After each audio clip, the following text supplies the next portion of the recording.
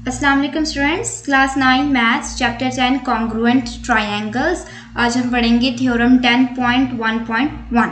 ठीक है, क्वेश्चन में हमें गिवन है कि in any correspondence of two triangles, अगर दो ट्रायंगल्स हैं और उनकी कॉरेस्पॉन्डेंस हैं, हमने उनको साथ साथ देखना है। ठीक है, कॉरेस्पॉन्डेंस है तो अगर एक side if one side and any two angles, ठीक है, ऑफ वन ट्रायंगल, अगर एक ट्रायंगल की एक साइड और दो एंगल्स दूसरी कॉन्ग्रुएंट है दूसरी कॉरेस्पॉन्डिंग ट्रायंगल की साइड और एंगल्स के, तो फिर ट्रायंगल्स कॉन्ग्रुएंट है। ओके, एग्जाम में आपको ये गिवन नहीं होगा कि ये एंगल साइड एंगल का पोस्टुलेट है या ये angle side angle is congruent to angle side angle, so you can not, आप इससे एफिलिएट नहीं कर सकते कि ये हमें गिवन होगा तो हमें याद आ जाएगा कि ये थ्योरम ये आया। आपको सिर्फ क्वेश्चन गिवन होगा और क्वेश्चन को पढ़कर आप समझेंगे कि कौन से डायग्राम्स बनाने हैं।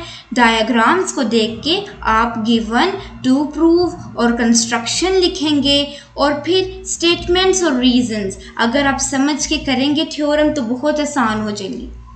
ठीक है, अब हमने डायग्राम बना लिया। अब हमारे पास दो कॉरेस्पॉन्डिंग ट्रायंगल्स हैं, ट्रायंगल ABC और ट्रायंगल DEF। ठीक है, हम बताते हैं गिवन इन ट्रायंगल ABC और ये कॉरेस्पॉन्डेंस का साइन है, is corresponding to triangle DEF। हमें क्वेश्चन में गिवन था कि in any correspondence of two triangles, यानी जो दो कॉरेस्पॉन्डिंग ट्रायंगल्स हैं। ठीक है, तो हमने दो कॉरेस्पॉन्डिंग ट्रायंगल्स बना दी, हमने गिवन में लिख दिया in triangle ABC is corresponding to triangle DEF।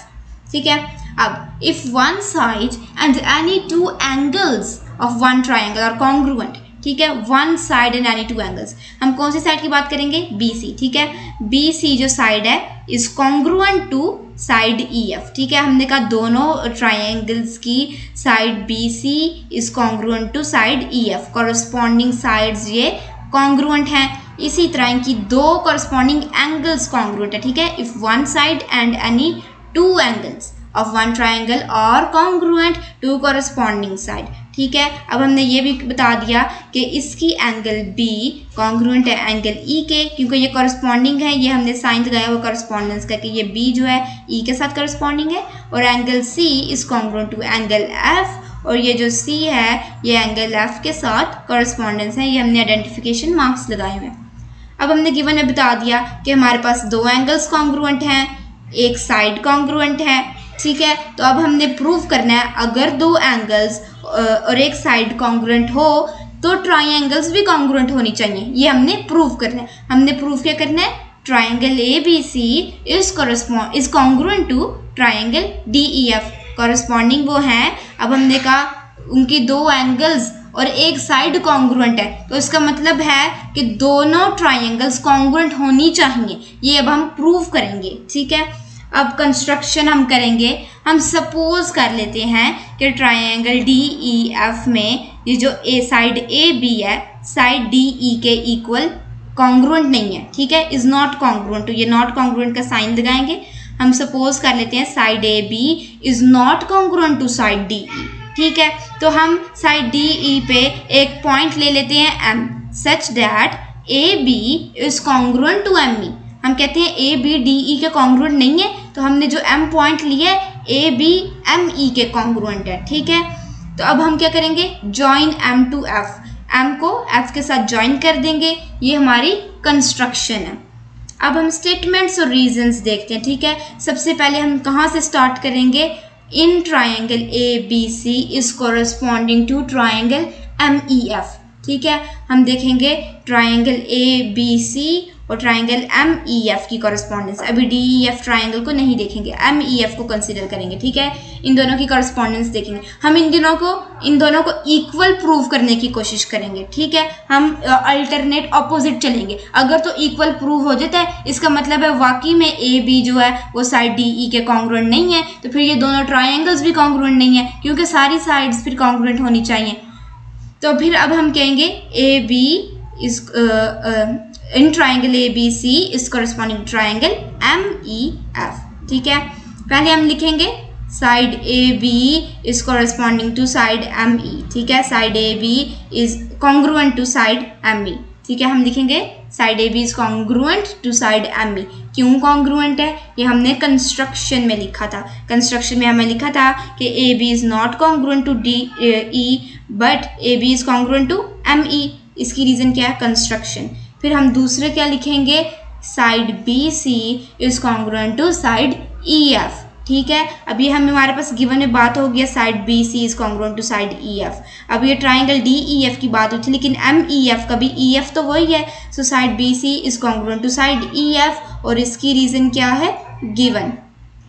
फिर हम एक एंगल देखेंगे, angle B is congruent to angle E, ठीक है। अब ये एंगल डी ई एफ की पहले हमने बात की थी, तो लेकिन अब एंगल एम ई एफ की बात कर रहे हैं, तो एंगल ई में तो कोई चेंज नहीं आया ना, एंगल एफ में चेंज आया है, क्योंकि जब हमने एम को एफ पे ज्वाइन किया है तो एंगल डी एफ ई बड़ी थी एंगल एम एफ ई से, ठीक है। अब हम क्या करेंगे, angle B is congruent to angle E, ठीक है, ये हमारे पास क्या है, गिवन था, इनको हमने 1 2 3 नाम दे दिया। अब हमारे पास क्या हमने प्रूव किया, हमने दो साइड्स को कॉन्ग्रुएंट प्रूव कर दिया और एक एंगल को कॉन्ग्रुएंट प्रूव कर दिया। अगर किसी भी कॉरेस्पॉन्डिंग ट्राइंगल्स में दो साइड्स और एक एंगल कॉन्ग्रुएंट प्रूव हो जाएं तो वो ट्राइंगल्स भी कॉन्ग्रुएंट प्रूव हो जाएंगी, ठीक है। इस वजह से triangle A B C is congruent to triangle M E F, और हमारे पास रीजन क्या है, साइड एंगल साइड पोस्टुलेट, यानी दो साइड्स और एक एंगल का पोस्टुलेट, या side angle side is congruent to side angle side, हमने ये प्रूव कर दिया। अब हम नेक्स्ट स्टेटमेंट क्या लिखेंगे, अगर ये ट्राइंगल्स कॉन्ग्रुएंट है, सो इसके मुताबिक angle C is congruent to angle M F E, angle C angle M F E के कॉन्ग्रुएंट होनी चाहिए। क्यों होनी चाहिए, corresponding angles of congruent triangles, ठीक है। हमने क्या कहा, अब angle C is congruent to angle M F E, क्यों, corresponding angles of congruent triangles A B C और D M E F, A B C और एम ई एफ अब कॉन्ग्रुएंट ट्राइंगल्स हैं और उनकी कॉरेस्पॉन्डिंग साइड्स यानी जो similar sides हैं, सो यहाँ पे एंगल सी है, यहाँ पे एंगल एफ है, इस वजह से angle C is congruent to angle M F E, क्योंकि ये कॉरेस्पॉन्डिंग एंगल्स हैं कॉन्ग्रुएंट ट्राइंगल्स की, ठीक है। लेकिन हम कहते हैं लेकिन angle C is congruent to angle D F E, क्यों, ये हमारे पास गिवन है, ठीक है। गिवन में हमने बात कर ली थी angle C is congruent to angle F, लेकिन वो कौन सी एंगल एफ थी, angle D F E.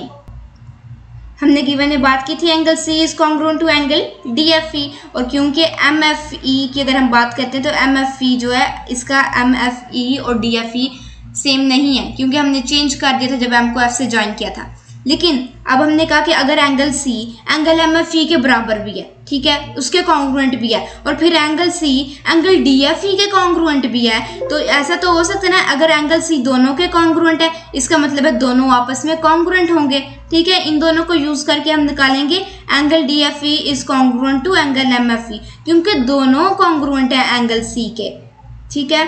For example अगर एंगल सी 2 है, ठीक है, और एंगल एम एफ ई 3 है, जबकि डी एफ ई 1 है, ठीक है। अब अगर हम कह देते हैं कि ये angle 2 is congruent to angle 2, ठीक है, 1 जो है कॉन्ग्रुएंट है एंगल 2 के, फिर हम कहते हैं 1 कॉन्ग्रुएंट है एंगल 3 के, तो 1 जब दोनों के कॉन्ग्रुएंट है तो वो दोनों भी आपस में कॉन्ग्रुएंट होंगे, ठीक है। So angle D F E is congruent to angle M F E, क्योंकि दोनों कॉन्ग्रुएंट है एंगल सी के।